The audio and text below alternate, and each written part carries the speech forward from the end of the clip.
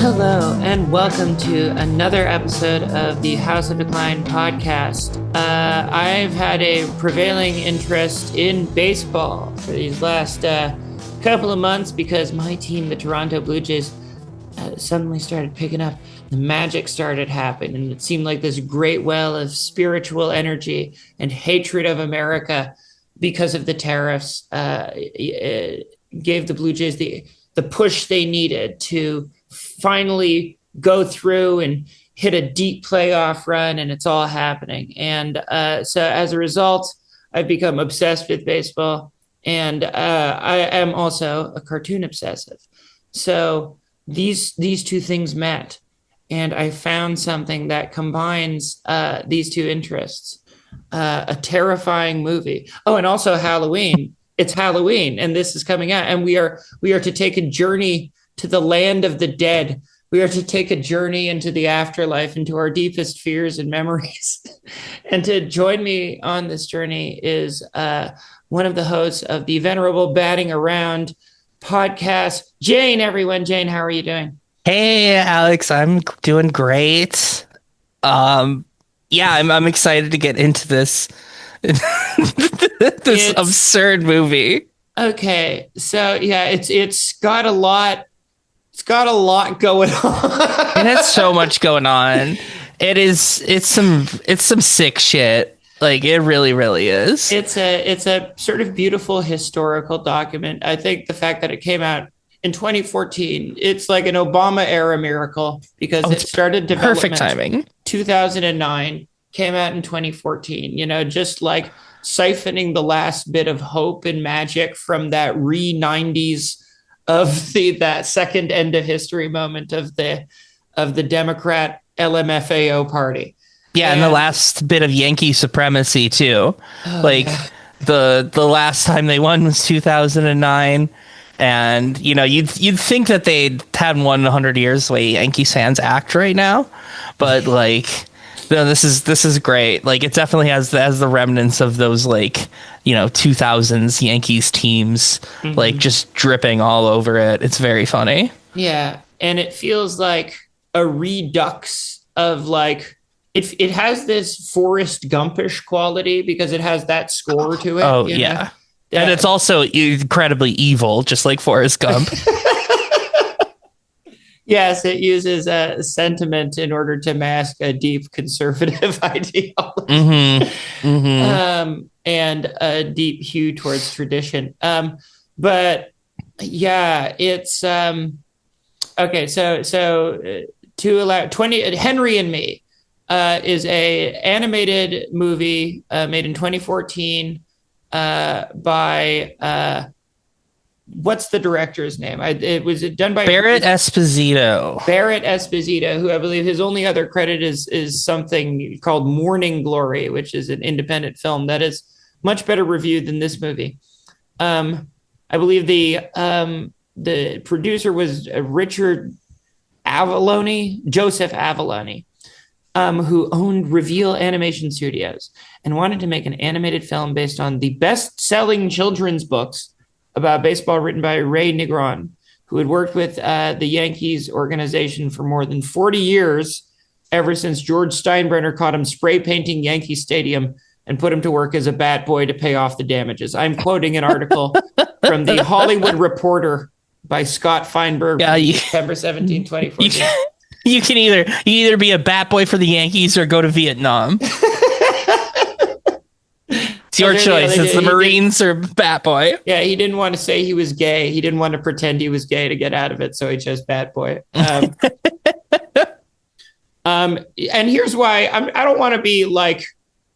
I don't think this movie was made with ill intentions, even though it is this sick corporate product. It's not like... I haven't even gotten into the premise of the movie yet. So yeah, you need to understand the movie is about a kid who's got fucking cancer. And before he goes into a serious operation, he gets drugged up, and a magical ghost visits him named Henry. And Henry has a New York. The kid is a tremendous Yankees fan. He's a Mariano Rivera obsessive, Yeah, And he's obsessed with him, but doesn't know that Mariano Rivera doesn't throw a curveball. yeah, the kid's baseball knowledge is very inconsistent throughout the movie. Yeah. Remember suiting the plot. And so yeah, and then this ghost, this psychopomp takes them Yes. through Yankees history in a ride through the imagination. It could only be described as sort of like traumatic and Dante's Inferno-esque. Yeah. Uh, and like traumatic for the kid too. Yeah. Like at first when it's a really weird one because it's like as the psychopomp Henry is guiding him through this. At first, the kid's like, "I need to be back in the hospital. Why are you taking me away from here? Who are you, a stranger?" For wonder, yeah. I mean, okay, so so that's the general premise. I want to go like beat by beat from this movie of stuff you notice that's really funny in it. Yeah. So starting off, like it's this horrid mixture of like 3D, like very badly animated, even for 2014. Like 2014, they had better animation than this. But yeah. And they're trying to do like, it's an almost revolutionary technique. It looks like it's using like a video game engine or something like that, where it's taking these sort of like painted backgrounds and attempting, and sometimes it looks okay, and most of the time it looks really bad. Yeah. But the animation itself is very technically accomplished, but suffers from like an over movement problem. Like all the characters are sort of like moving a little too much and jerking around. It has like very much like Disney straight to video animation quality. Right.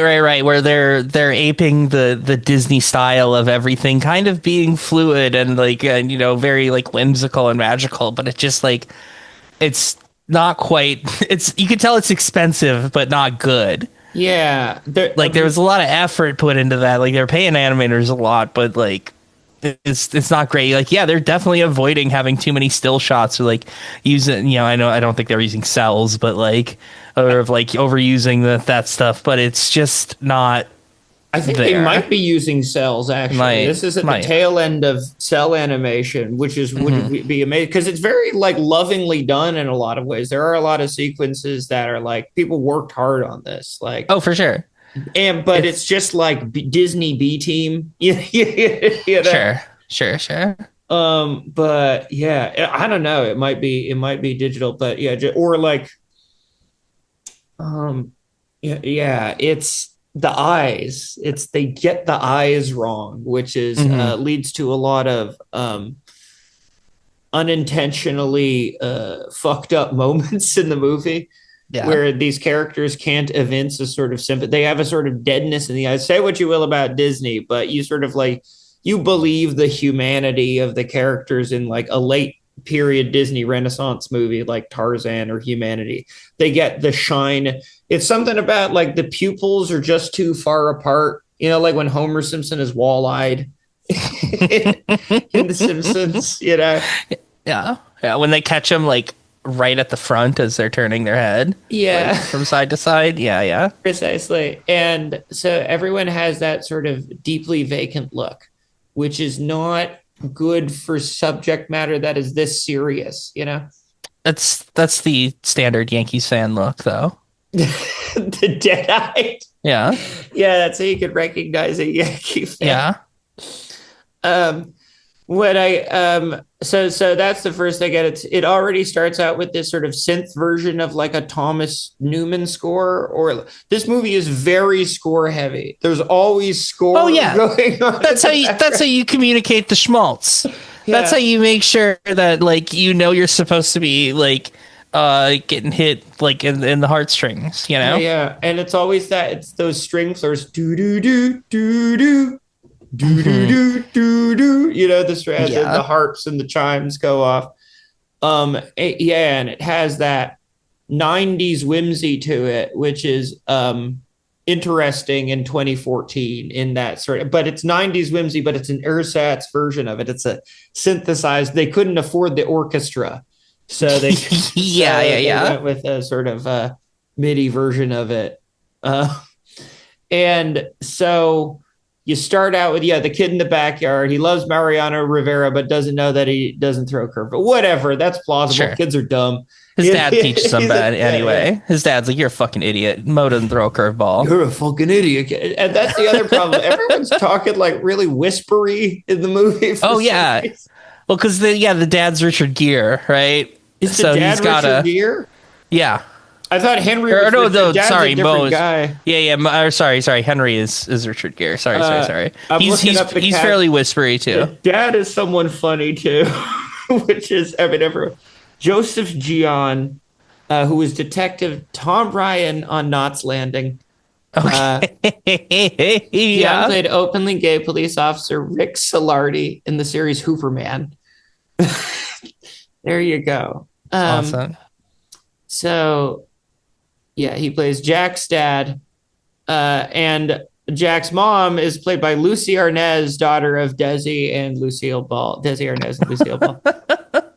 It's just great cast up and down this entire thing, just all-star. It's a ridiculous cast. Yeah.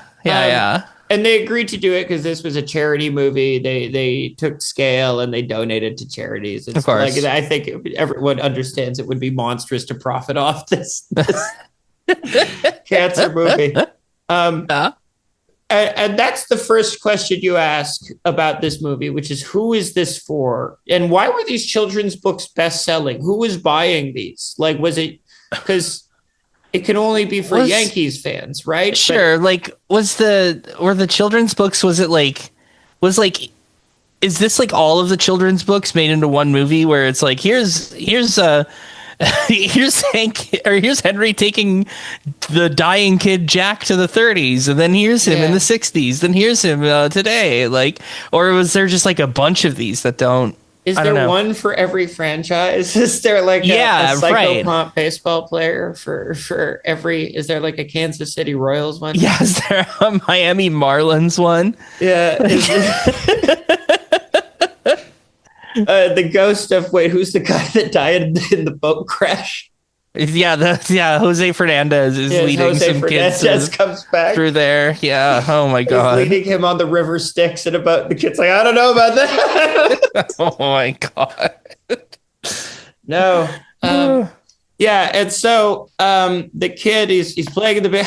Dad, I'm gonna live forever. And then he drops. He's like, Dad.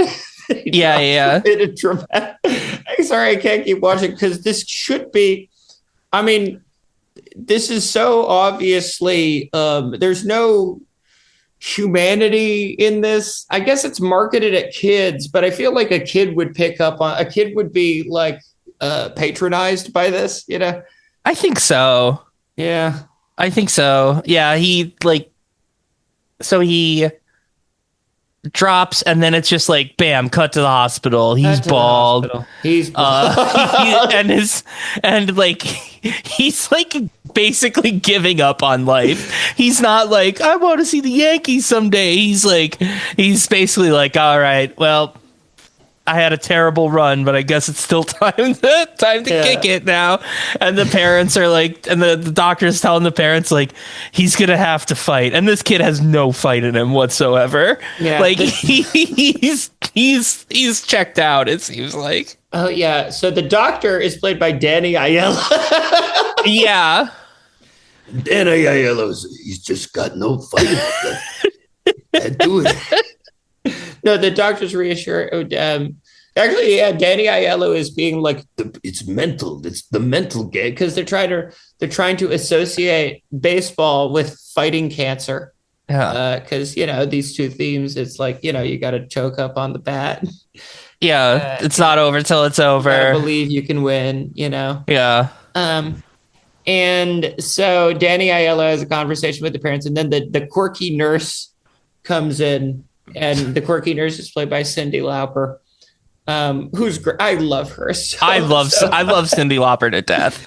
Yeah, she's a personal hero of mine. I love her. Yeah. And she sings "Take Me Out to the Ball Game" after she gives them his drugs. Not what you want to hear. Yeah. It says this 3 strikes you're out right before like an operation. You're out, kid. That's not a reassuring thing.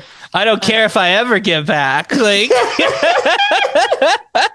no, that did strike me when I was watching it. I was like, damn, that might be the last thing this kid hears. Now is the time to sing Time After Time, which later appears in the movie in a terrifying sequence. And in the credits, I think, too.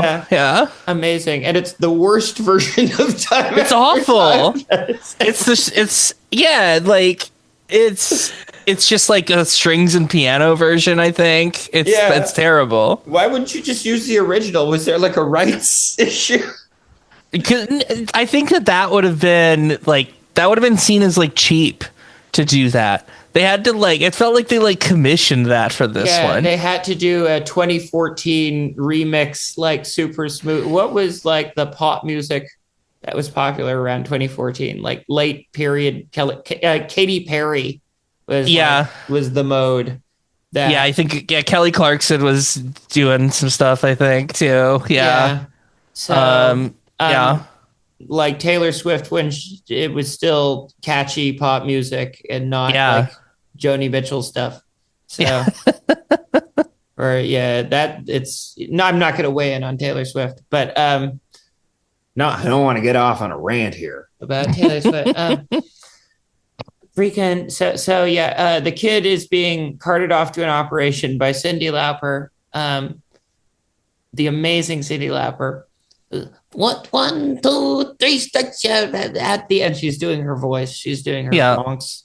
Whatever borough she's from.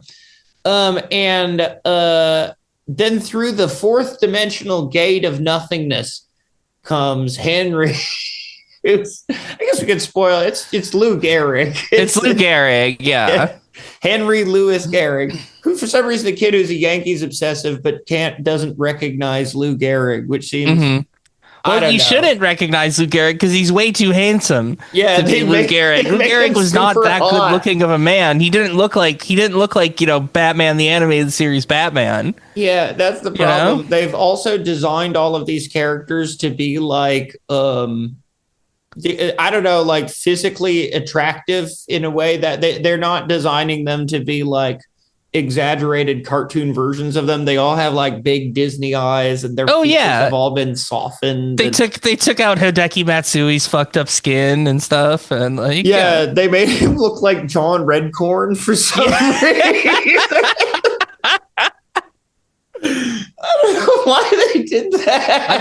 I love also that he's like the first Yankee that you see in the movie. There's a very funny reason for that. Do you know why that is? It's because they took out Alex Rodriguez. Because they took out Alex Rodriguez. Because they made the whole movie, and then Alex Rodriguez was in the had the steroid, the biogenesis stuff, and they were like, it's clear that this guy is not gonna turn this around. We gotta take him out. We got? Not Jeter. Instead, they use Hideki Matsui, the guy who is like known for having like the most gigantic like physical porn collection on the planet. Wholesome Hideki Matsui for the children's movie, and is very unabashed about it. Yeah. The guy is like, I'll give you porn. You want porn? And he's like talking to baseball writers, and like they say he has like, or the reported thing was like, oh, he has 55,000 porn tapes. I'm just like, I don't see how that's possible. Like, how would you store that? Whatever makes you feel good, you know? Yeah. He just has like his own like porn fucking museum with like a docent and everything that maintains it for him. I just don't think that's possible. I'm sure it's huge, but there's no way it's that big. Yeah. So are they playing a specific game, or is this just a game of no idea that's made up from like the 2010 lineup? It's a game that has Teixeira in it, you know. Yeah. And a bunch of other Yankees, that Obama era Yankees. Right. It's a funny list. It's a fun list. Let's go through who's in it. Reggie, these are all of the, here are all the players that played themselves in it. Reggie Jackson, Nick Swisher, Yogi Berra is in it. Hideki Matsui, Michael Kay, Joe Girardi, Mariano Rivera, Bernie Williams, Jorge Posada, CC Sabat. But you can't. Curtis Granderson, sure. Curtis Granderson isn't there. Yeah. And because it's Obama Yankees. But some of the players who have passed on are played by. Also, like, you can't expect these players to, come in and carry the weight of the movie. So a lot of professional actors play the Yankees that have passed on. So we're in the hospital, and Richard Gere. So everyone is like winking at the kid constantly and like doing these like sympathetic expressions, but because they have dead eyes and they're doing like sympathy voice all the time, it's like, hey, champ, don't you want to watch? But it just comes across very creepy. It's not. Which isn't helped by when he first goes into the, his DMT hallucination, and he's like on the train with Henry, and like he's just like, oh, you sure you want to go to the game dressed like that? They show a lot of little boy ass. Yeah, why he's did in the they hospital gown. He's in the hospital. You didn't need to show. You could have just implied it. You didn't need. They actually bothered to animate so much of it. Here's the thing. I don't want to be cynical and be like, that's it. They did that because it's fun. It's funny for kids, and there was less of that, but it does come across as kind of creepy. I gotta say. And it's then a little too much. Richard Gere like has a magic Yankees lapel. Richard Gere, Lou Gehrig, has a magic Yankees lapel pin, which he presses, and then he changes the costume unwillingly on the boy. And the boy's going, hell no, stop. And it's like him and him like a newsie, and then him and it's like a hippie, and then it's like a weird 80s new wave guy. It's very weird. But eventually it's wholesome because the kid gets his hair back in the there's this amazing sequence where Richard Gere delivers, we're going to the game, and there's a big sweeping shot out where it's nightmarish, as because so Cyndi Lauper, the nurse, has fed him the drugs, and the movie plays fast and loose with which is what is this Yankee magic or just a hallucination from the kid? Is this really Yankee magic or not? Because Lou Gehrig, of course, being the master of death in the Yankees, the nexus of death in baseball, which is, I mean, that's what this is, a scary movie in like a lot of ways, because it's like, how do you explain mortality to a child? Is sort of the thrust, and it's not doing it well. No, I don't think so. And then Lou Gehrig has the magic lapel pin, and then the walls form around the kid. The walls break down. Reality is turning into subway train, and on the train, the kid meets a girl whose, of course, only role in the movie is to support the male character throughout. She's given more of a supporting role, which is fine because she's already fucking dead. These are dead children. Yeah. And they are portrayed with these dead, like, not quite right eyes. And like, it's very Thomas Kinkade-ish. That one is so weird with like the other girl where it's like, yeah, she's a dead girl. Like, and she's like, it's not so bad over here. Yeah. It's bizarre. Yeah. And they're saying all this stuff, like this very scary stuff. Like, at one point, everyone on the train pauses and it's like, what's wrong with them? And Richard Gere says, they're waiting for you, kid, or something. Like, you can make the choice, And don't care for it. No, it comes across very odd. And I mean, I liked watching this movie. I was laughing a lot. The kid regrows his hair, because of course, and he's having a better time now in the land between the living and dead, in the liminal world of the in between. where spirits come to linger in, the hovering dreamscape above reality. The not quite the damned, but those who can't get into heaven. He's in purgatory. Yeah, he's having a great time in baseball purgatory. So it's a nightmare that purgatory is Yankee Stadium. You're stuck here forever. You take the baseball train to Yankee Stadium. The baseball death train to Yankee Stadium. Okay, and then it's interspersed between the kid in the operating room having the surgery and the kid going through different moments in Yankees history. The first, of course, we're visited the most famous Yankee of all time, Babe Ruth, who was played by Chaz Palminteri. Awesome. Which is great casting. Babe Ruth did not sound. We know what Babe Ruth sounded like. Yeah. And it wasn't Chaz Palminteri. But who cares? Also, they made Babe Ruth. Babe Ruth did not look like that. They just gave him sort of a big nose and were like, sure. Mm-hmm. They made him sort of like wide and with a big nose. But yeah. They gave him this guy could be in Pinocchio. I don't not say that because of the nose. It's just like he looks like he could be like a tertiary character in Pinocchio. Yeah. And not reading as Babe Ruth necessarily. Yeah. But that's okay. Yeah. What if you had like an accurate version of Babe Ruth? But that would have been funner to me if you had done like caricatures of all the guys as opposed to like. But they have too much respect to do anything fun, or like too much of this like reverence. That's like it's an insanely like boomer sort of reverence that like is also why I can't stand like the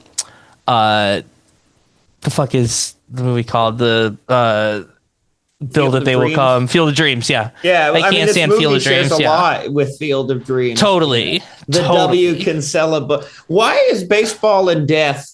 Why are they so like bored, or why are like the idea of like an in between world of ghost baseball? Like what is attractive to that? There's something in life and baseball at times feel interminable, and then they're just over. I think yeah, you don't know exactly how long you're gonna last. Quality of it, where it's like you feel part of it because it's just gone on so long and it's so repetitive. You feel part of something greater. It's this. Why do we do this every year? We do this every year to remember the suffering, of the. And I think that's it. It is this sort of yearly ritual of suffering. That's why it's like that, and it's always about, as the movie says, you're always down, but you could, always pull through in the end. And that's the Yankees' hope, is that you're always, that's the nature of baseball, kid. You're always on the fucking brink of fucking. And when and like this scene is he's watching Babe Ruth on a barnstorming tour, and, they're just like out in a fucking field. And like, then Lou Gehrig has Jack like step into the box to take an AB from a full-grown adult. The kid just like cannot stand being in the box because he's it's totally reasonable. It's terrifying. He's got a small batter's box. He's a kid. So he's got a small batter's box, and he's just terrified by the fastballs coming in. He's taking 95 that are going inside. Clearly trying to beat the kid. This asshole is throwing fastballs and like brushing them off the plate. It's like, come on, man. With like ones that cut in, so like they look like they're coming right at him, and then they move glove side into the zone, and just terrifying this kid. This adult has shown no mercy for this child with cancer. Yeah, you know what? And that's because he's a gamer. That's how you play. Yeah, but the lesson Babe Ruth teaches the kid here is you gotta swing you gotta swing, okay? You gotta take risks. You're playing. It's scary, but you gotta do it. Yeah, and then teaches him. Fucking Fat Tony telling him that. Didn't Babe Ruth sound more like this? He's sort of like a high pitched, old timey sort of. Yeah, that was. But you can't have that. You have. I guess he's from New York, so it's like, what do people? Chaz Palminteri, that's a New York sounded guy, Yeah. Yeah. So the kid learns about tipping pitches, and I think it's also just the movie sort of functions as an explainer to like a 9-year-old dying of cancer of baseball. Like if you're in the hospital and you're bored and you're a Yankees fan, if you're in the tri-state area. Yeah. Such a narrow that's what you need to learn about is when someone's tipping their pitches. Is there like a kid who there must be like many dozens of autistic children in the New York area that probably had this on DVD and just watched it over and over. Oh yeah, I'm not sure what the lesson from that part is. I think if there were a Blue Jays cancer movie, I probably would have watched that a lot. Yeah. We're visited by the ghost of George Bell, and then he says something weird to a lady. Yeah. Oh my God. I should also mention this is going to be my beloved Blue Jays. My beloved Blue Jays have, as of this recording, it'll come out the morning of Halloween, where the Jays are going to Game 6. The wonderful Blue Jays. Blue Jays break. You're in Blue Jays quarter now, Jay. This is currently 3-2. It's currently 3-2 after a monster performance by Trey Savage, the most. The Pride of Pottstown. Pride of Pottstown. I saw a video of him today talking from when he was in high school, like being interviewed on the local news or something. And he is so fucking hoagie mouth in that video. It's awesome. He's just like, my coach is like,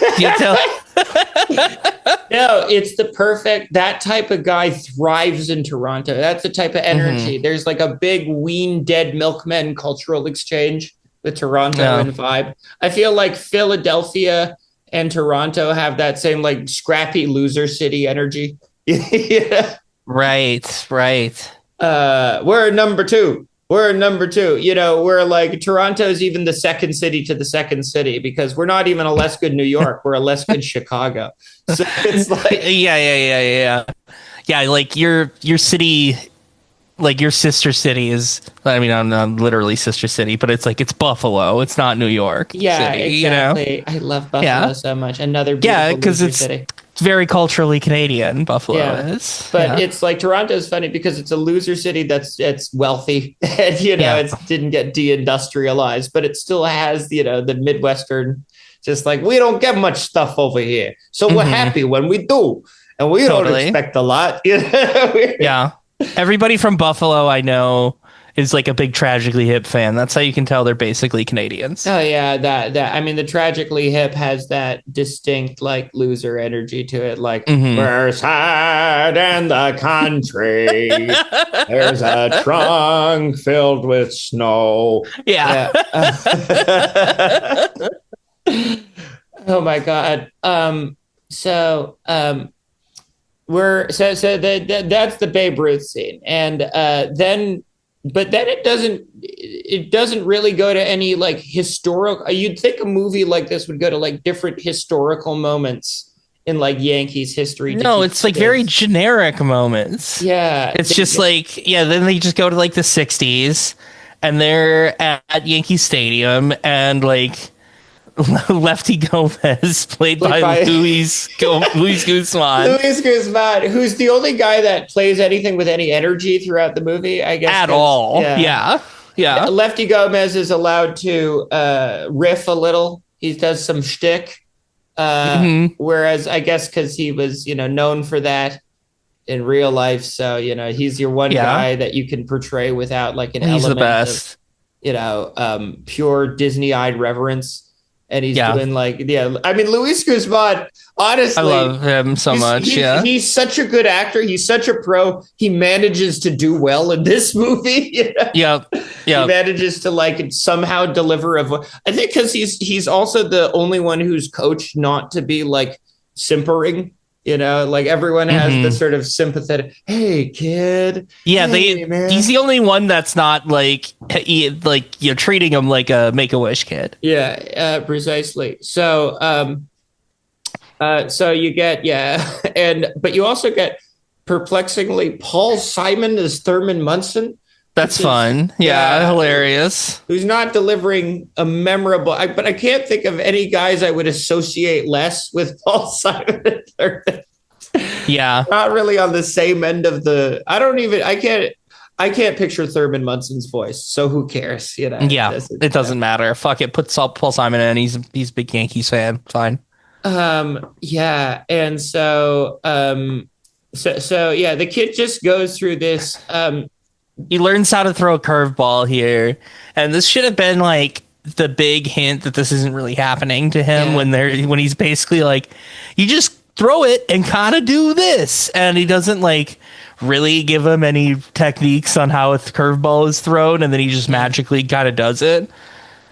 Because he has him go up against Mickey Mantle too, and like this kid would not know who fucking Mickey Mantle is. It's like a kid born in like 1999. Like that's boomer shit. That's boomer shit to like know that much about Mickey Mantle. But like Hideki Matsui and his gigantic pornography collection, I love that it's Mickey Mantle in this part, because like it's not as big of a known thing with Mickey Mantle. But I want to read you something about Mickey Mantle. I would love you to. Do you know about the questionnaire? No, the 1972 questionnaire? I don't know about the so the New York Yankees sent out a questionnaire to like former Yankees to mark the 50th anniversary of Yankee Stadium. They were having like a season-long celebration. So this comes on Yankees letterhead. Says, Dear Mickey, as you probably know, 1973 marks the 50th anniversary of Yankee Stadium. We're going to have a season-long golden anniversary celebration. We hope to mark the occasion on our Old Timers Day, Saturday, August 11th, as well as on individual dates during the season. We thought it'd be interesting to learn from you what you consider your outstanding event at Yankee Stadium. In many cases, the answer is obvious, but because we are writing a large number of former teammates, we are asking you to answer this question for me.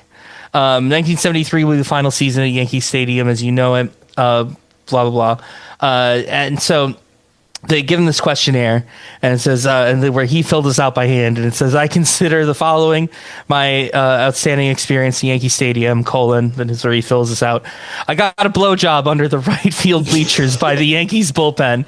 And then the next question is, this occurred on or about, give as much detail as you can.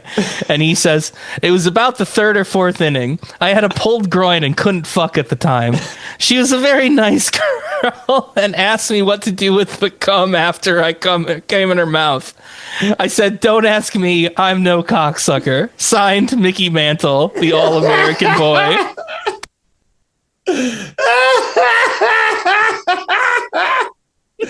And that later became David Mantle. Yeah. Don't ask me. I'm no cocksucker. Baseball rules. It's awesome.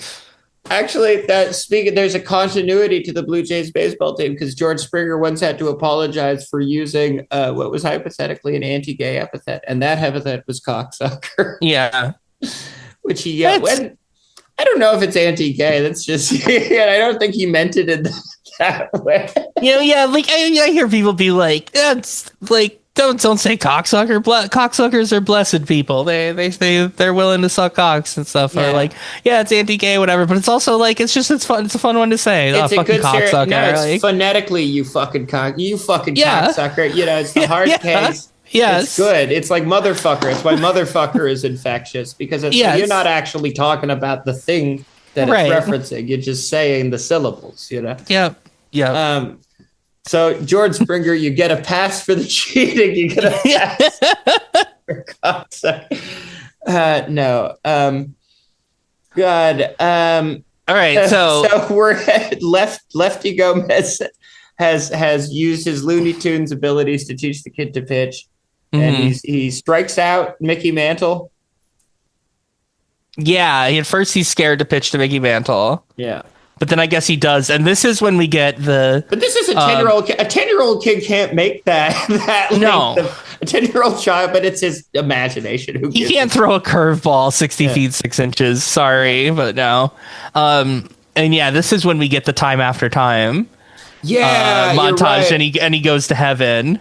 He almost gives up, and he's visited by the cancer children who are all wearing the same uniform and who are all like playing baseball. And the girl's name, the girl he talks to, her name is Sissy with a C, Cissy.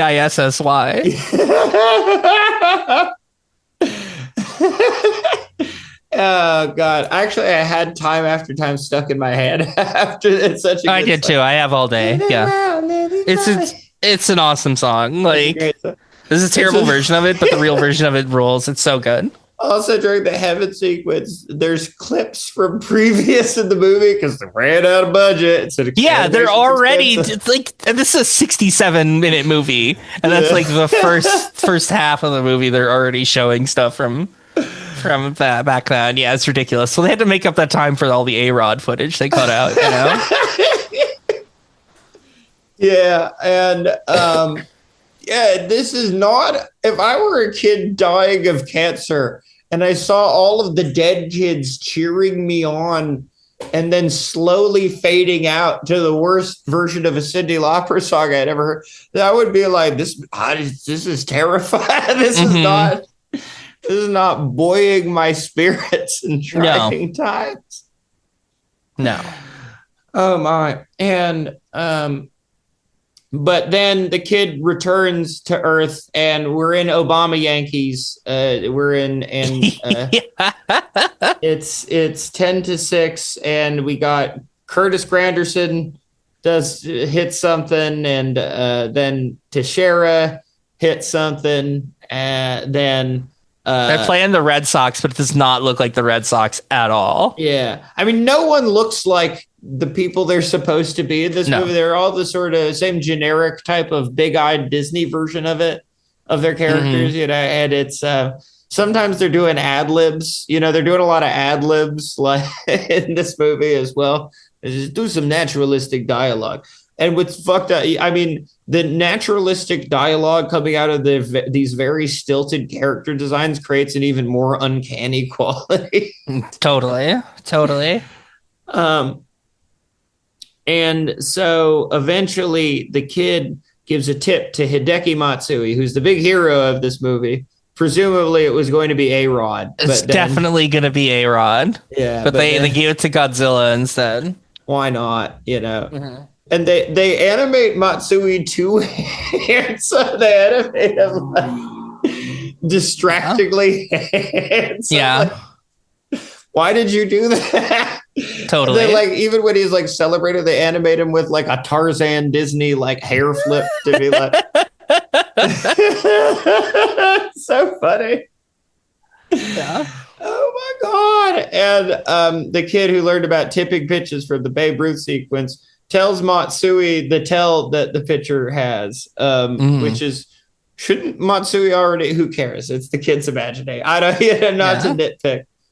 The logic of this dying child's drug-induced fever dream is, and all the time Henry is, I forgot there's like, even in the middle, there's a long extended sequence where they go on a flying buggy and the kid is going like, wow, this is awesome. You know, the classic things you would say.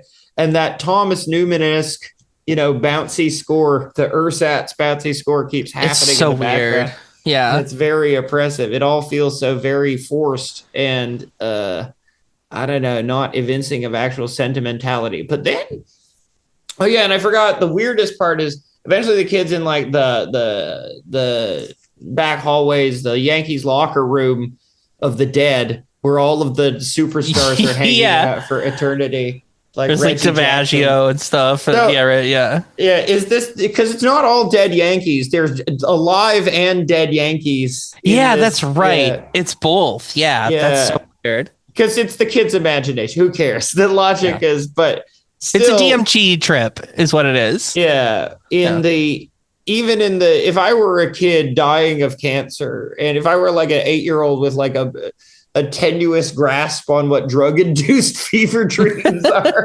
I would think, is this what dying is like? Is this going to happen when I get an operation? Yeah, it's just like, congratulations, you're going to hang out with A-Rod. I mean, God, I mean, I just realized the much sadder audience that this is for like parents of children with cancer. It is. Yeah. Yeah. oh, your kid's gonna go hang out with fucking George Steinbrenner. Yeah, played by the son of George. Played by Hank. Yeah. Yeah, and this movie also dedicated to George Steinbrenner. He's not a good guy. It was not dedicated to like a kid that died of cancer or something, or like the inspiration for this Lou movie. Gehrig, Or Lou Gehrig. Generally pretty uncontroversial. Yeah. It's dedicated to George Steinbrenner, a loudmouth asshole who lived until he was very old and died very rich. Like, cool. That's what your fucking childhood cancer movie is dedicated to? Awesome. So the kid doesn't know who, like, he can't recognize Lou Gehrig, but for some reason immediately recognizes George Stein. Wow, George. He actually goes, wow, George. Yeah, he's so happy to see George Steinbrenner. It's so funny. It's so funny. This movie is pretty good. Yeah. Upon review. I understand a kid that era being like, wow, Mark Teixeira. Like, yeah, that makes sense. But just like, oh my God, it's George Steinbrenner. No, fuck off. And by the time this movie's out, George Steinbrenner is already passed on. So I guess the kid is already seeing dead Yankees, so it doesn't really, that shouldn't affect him. But I guess he's such a big fan of the Yankees. He's a fan of the big man. Yeah. So eventually all this culminates where the kid is like, I don't want to leave the world in between life and death, and then goes off to the Lou Gehrig chair where he's crying in the dark. And which is like this, it's terrifying. Like, if I were a kid watching this, I would be like, this is like, I know this is supposed to be your like emotional denouement of the movie, but like, did they ask themselves who is the audience for this? I really don't think they ever asked themselves that at all. Like, because that's a thing, like, where once you ask that question, you're like, I gotta drop everything until I determine this, until I figure this out. We can't just go ahead until I figure this out. And they clearly never asked themselves that. Why did they depict Purgatory as so attractive? That's like a... Yeah, it rocks. It's just like, I'm gonna strike out on my, like, I'm gonna strike out baseball players. I'm gonna like be fucking awesome. It's heaven though, is what it is. And then but the kid is crying, and then Lou Gehrig reveals that, hey kid, by the way, I'm fucking dead. I'm closely associated with a horrible disease, kid. And at least they didn't name this after you. Like, you didn't get your disease named after you. That's how you know it's really bad. Jack cancer.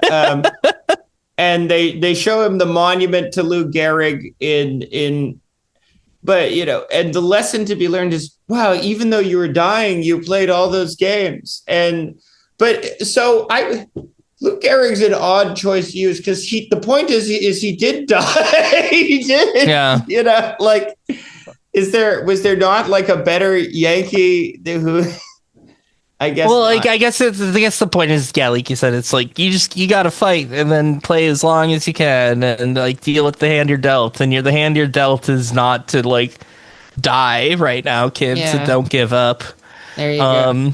So then he like wakes up in the hospital. Yeah. And he's being visited by all the Yankees. They're all standing around him with Steinbrenner. They're all pouring in, and they're doing ad libs where they're all ribbing each other about their poor performance. Yeah, and including Hank Steinbrenner, whose ad libs are not good compared to the more charismatic players of the team. No, it's bad. It's bad. Yeah, God, those Yogi Berra lines were rough as well. You get like a 90-year-old Yogi Berra. Oh, yeah. Christ. It's good later. Oh, my God. He did not live that much longer after this, I'm pretty sure. So that's the movie. And, I mean, there's a lot you can talk about. One, we got to talk about, like, the evil of the Yankees in general, and why they're sort of like an uncompelling vehicle for sentimentality, Yeah, because like, I think they just kind of banked on this being like, okay, well, here's a schmaltzy thing for like parents of kids that have cancer that don't care about baseball. Even like maybe they'll like it, but it still seems like a little bit too inside baseball in a lot of the things. But I feel for it to be like a generic, like just like kid with cancer story. Yeah, and then like the Yankees, yeah, that's a huge market. But like every other fan base fucking hates the Yankees. yeah. That's what I wondered during the movie is like Lou Gehrig just the psychopomp for all dying children, and if like he gets the Mets kid, he's like the Mets kid, I don't want to go to Yankees. Yeah, tough feeds, kid. You gotta learn the tough Yankees. titties, kid. Press my Yankees lapel pin. You can come on my forever train. Yeah. Oh my god. Yeah, touch my lapel pin, and we're gonna have fucking some adult throw brushback fastballs at you and make you cry. Yeah. Oh my god. We're gonna have Mickey Mantle hit one off of you 600 feet. You're a fucking kid. Oh my god. And yeah, the Yankees are, as an organization, interesting because they are at once sort of sentimental and romantic in that Field of Dreams way, and represent, this, but take themselves way too seriously, just like this movie. Yeah, in that way, it's perfect. It's a perfect New York Yankees movie.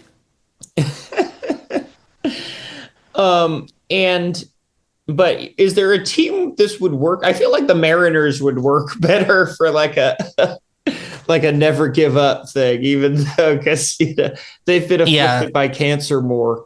Yeah, they definitely like they don't have the like stick it in there. Here's the high moments thing, like they are a franchise defined by like perpetual failure. Yeah. So it would be a little tougher, and like they're even like they just don't have anybody that's like old enough or like dead at the time of making this to make like a Mariners one, like they before Griffey, they didn't really have like the big famous notable players, before around that era anyway. So like I guess you could just like you could have A-Rod, but he's in a Mariners uniform instead of a Yankees one. But like I don't know, it doesn't work. It's like I don't think this works for any franchise but the Yankees. The more storied ones, I don't think it quite works. Like no, they don't have that same branding. They don't have that same legendary Coca-Cola part of history. Exactly. Yankee magic. Yeah. So here's something that I want to draw to. I don't know who wrote the Wikipedia article for Henry and Me, but within the first sentence is a very interesting observation. Jack McCarthy is an 11-year-old boy living a privileged life in upstate New York, which is. But that says it all, doesn't it? There's no sort of like, there's no asking how did the parents have good insurance? Of course they have good insurance. Class doesn't enter. Can you imagine like the Mets movie and like the kid is from Jackson Heights and he's right? I think, it's Jack McCarthy should have sat his white ass down and listened. Oh my god. But yeah, this kid, this wealthy asshole kid, Westchester prick, this fucking kid who has never interrogated his own whiteness once is like he's never once been made to apologize for slavery, I like there's even a line in it where it's like and Jack asks Henry, can I meet Joe DiMaggio, Roger Maris, or Billy Martin? And he says, we don't have enough animation budget for that, kid. And God, that's such that's the kind of boomer shit though, that like the Field of Dreams boomer shit that I'm surprised didn't make it into this. Like, I mean, it's also just like they already have plenty of it, but I can't imagine even the biggest like Yankees kid in the Obama era being excited about meeting Goose Gossage. Yeah, I don't think so. You're dying, kid. Here's Goose Gossage. Maybe in the sense of like, oh, that's like if I could get like a baseball card from back then or something, maybe, but that's it. Yeah. Yeah. Well, Reggie Jackson makes sense, you know. This kid would want a fucking. He wouldn't even want a baseball card. He'd want a goddamn Funko Pop. You know? Yeah. He'd want a goddamn. I don't know what was popular. He'd want a McFarlane Toys ultra detailed baseball. Yeah. God, Kevin Long as himself. Mickey Rivers. He wants a McFarlane super articulated Phil Hughes action figure. Oh my God. So there's the class con. What is it about that sentimentality? What would you call baseball sentimentality, like Field of Dreams? What is that classic thing? Is it that like, is it the lights? Is it just simply the atmosphere of a field, how it like seems to take place in this nether world between, is the baseball field itself a liminal space? Yeah, I don't want to get all Ken Burns fucking in this. I mean, it's just that schmaltz. It's just that takes itself way too seriously sort of shit. It's the George Will style shit where you're writing about how it's a pastoral game, but also very urban. It's yeah. I think there's that. I mean, what's funny is that I'm trying to think of media that successfully captures that. Like Bull Durham successfully captures the magic of it, you know? I mean, Bull Durham also is just like, also just shows off how like low rent it is in so many ways too. I mean, by it being a minor league thing, but also just like, there's great stuff about this. This is magical Church of Baseball and all that, but like these guys are in a dirty, shitty locker room and they're a bunch of idiots and like they're But grounding it in that realism underscores the magic. Whereas something I haven't seen Field of Dreams. I'm sure it's good. It's dog shit. It's dog shit. I hate it so much because it has that. So you've seen? Did you watch it for the show?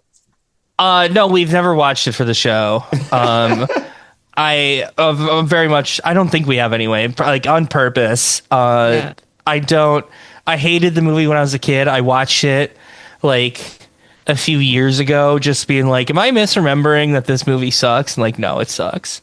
I like stupid. Ray Liotta. I think Ray Liotta is cool. Yeah, Ray Liotta is awesome, but like you can just go watch fucking anything else with him in it. Like there's plenty of other great movies with Ray Liotta. Yeah, absolutely. You can just watch Goodfellas. You could watch Goodfellas.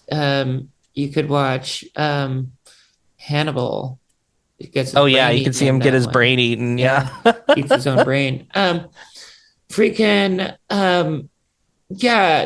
is that taking itself. I mean, that's why Bull Durham or like more recently EFIS or everybody wants that. Why those are the movies that sort of capture the magic of this dumb sport. Yes. I mean, totally. Even sort of to quote Trey Savage and why he seems so, he's got some pretty good poise for a 22-year-old. I think a very revealing quote from him is, "It's a children's game, you know." Yeah. And I think, having that, I mean, that's what's sort of magical about this Blue Jays thing. Proletarian baseball. Nice, small, everyone matters, everyone work together. That's socialist Canadian baseball. I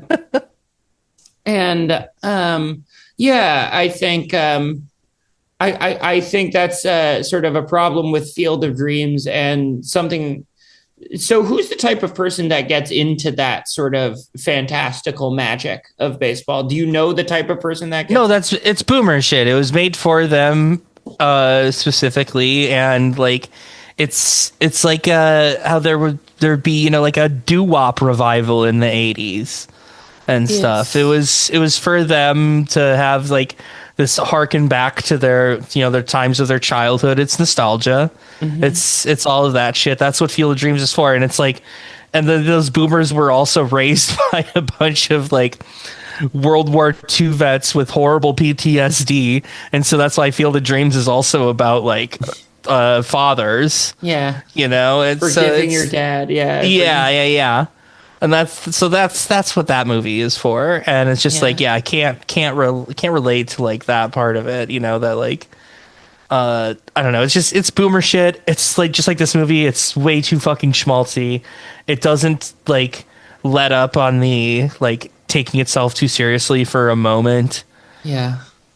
Stinks. Don't like it. It's not well executed, but no.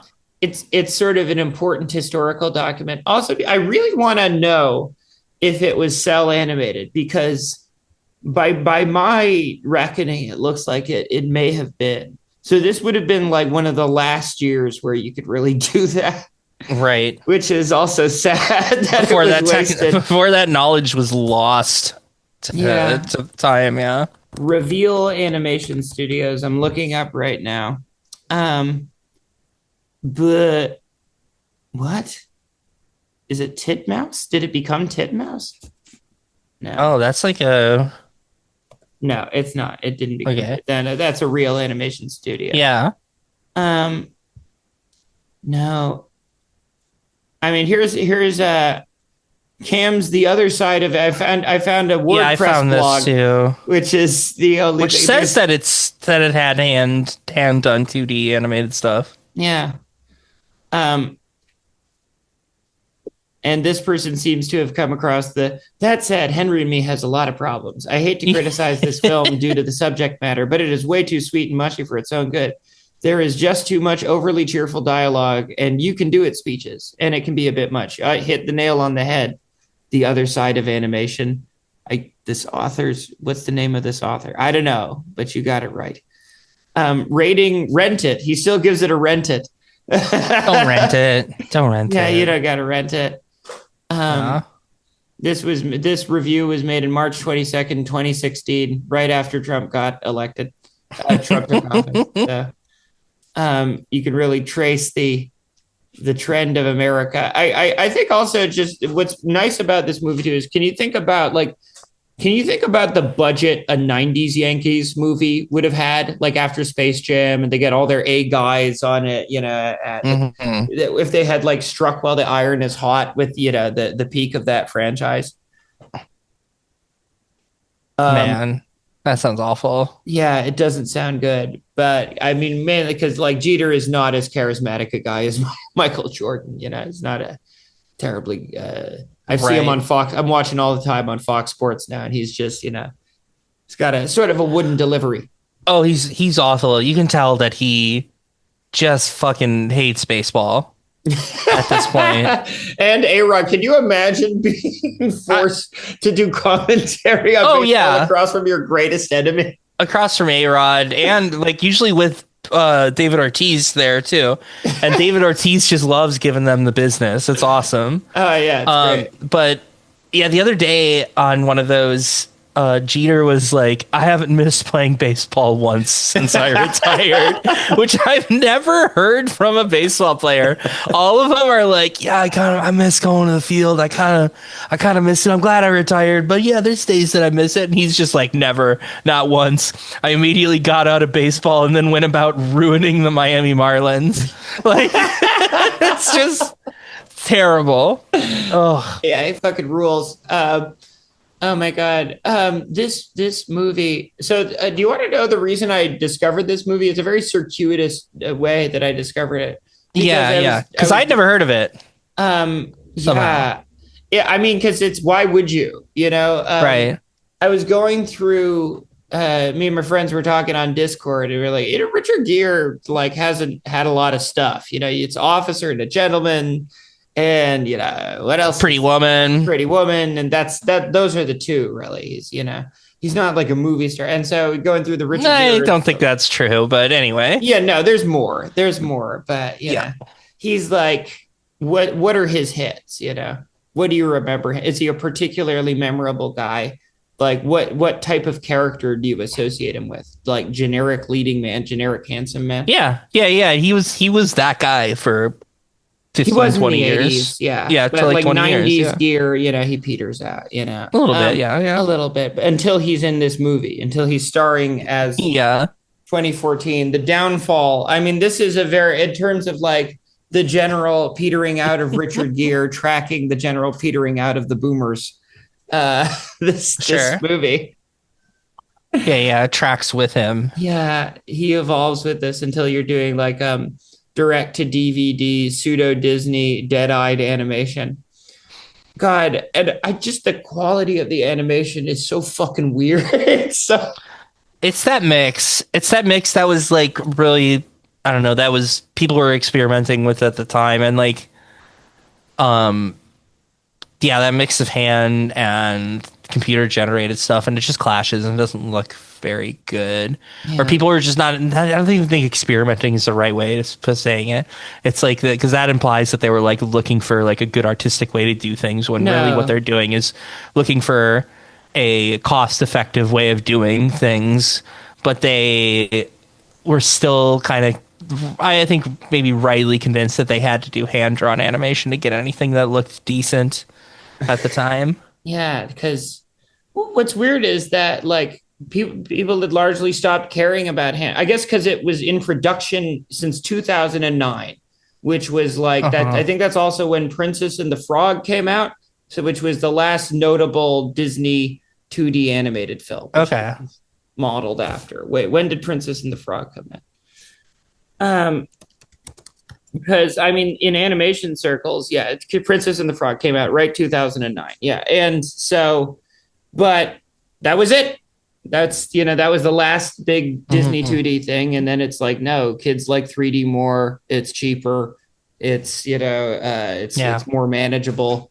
More people have the skill in it now. The skill gap trended over, so it's like that's what we do now. And so the fact that this got delayed until it was no longer, and by 2013 we had Frozen, and that had become the norm of. And that's is over animation. From there.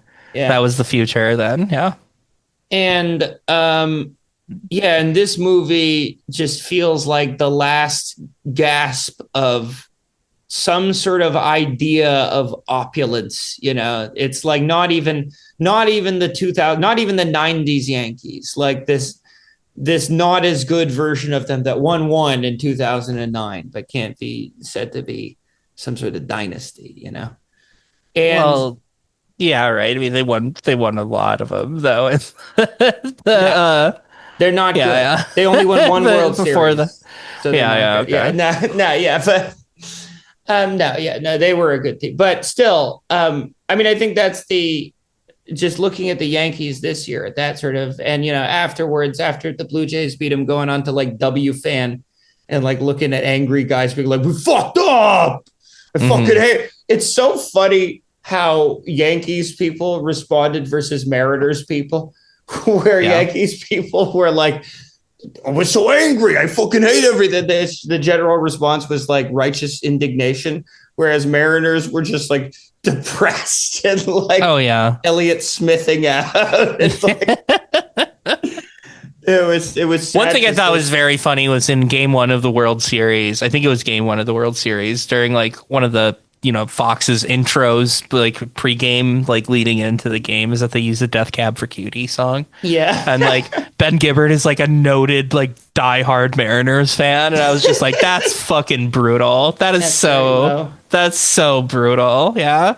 Yeah. He's going to cash that check. Like, very upset. And donate it directly to the Mariners, donate directly to the Cal Raleigh Fund for sad catchers.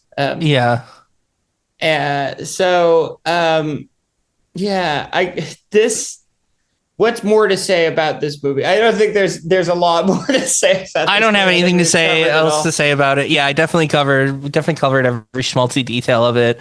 And also I got to talk about Hideki Matsui's huge pornography collection and Mickey Mantle getting a blowjob under the that's bleachers the real by the Yankees bullpen. History. Yeah, they won't. The Richard Gere, Lou Gehrig won't show the kid that. I always get a kick out of telling people about both of those things. So really, thank you for letting me do that. Absolutely. The folks have a right to know. The folks have 100%. A right to know. Yep. Jane, thank you so much for Yeah, of watching course. this terrible shit, for allowing me to force you to watch this terrible shit and then coming on to talk about it for an hour. What are your plugs? Where can we find you? Batting Around podcast. You can find that anywhere you can find podcasts. And we have a Patreon, patreon.com/batting around, where we have bonus episodes and all that stuff, a couple bucks a month. You get some extra episodes, but it's a really fun show. I do it with my friends, Lauren and Steven. You probably know who Lauren is if you're online enough to be listening to this podcast. She's the big one on the show. I think though she's the draw. Yeah, we talk about baseball mostly. We get into, whatever other stuff we feel like talking about, get distracted plenty. And we're coming up on the end of the season here. So the next episode will be us, recapping the World Series, I guess, or talking about our feelings about the World Series. And then we'll have the off season where we do manage to talk about baseball. But I think the off season is really fun though, too. So even if you're like, worried, baseball podcast coming up in November. No, it's still fun. We always find fun stuff to talk about. I listen to it myself. I think it's great. Yeah. Everyone listening to Batting Around. Jane, thank you so much for being on. And whatever comes this World Series, deep in my heart, I love the Toronto Blue Jays. They've been a blast. They've been such a pleasure to watch. Yeah. Take care, everybody. House of Decline is brought to you by members of our $10 Patreon tier. These include Fiat Lux, Jody Shen, Daniel Stern, Constantine Bristow, Stephen Pikelny, Miles Forrester, Big Fan of Noise, Tor, Karibo Shu, Garf Dude, Liz Heckmayer, Jordan Rabe, Lily Livingston, Niraj Kumar, Grant Williams, Trungles, Peter Ramin, Eze the Igwe, Patrick Sullivan, Freya, Janelle, Shelby Stotts, Champ Champenstein, Scott Lynch, Danielle Crawford, Michael Shelton, Junie V, Winter Nungare, Claire Brown, Vivi Ingram, Mantra Beeg, Bird, Colin McLeod, Jacob Swider, Dan Wasserman, Slam Dunk Cosmos, and Gavin Gaddis. Thank you for your contributions. You're all wonderful.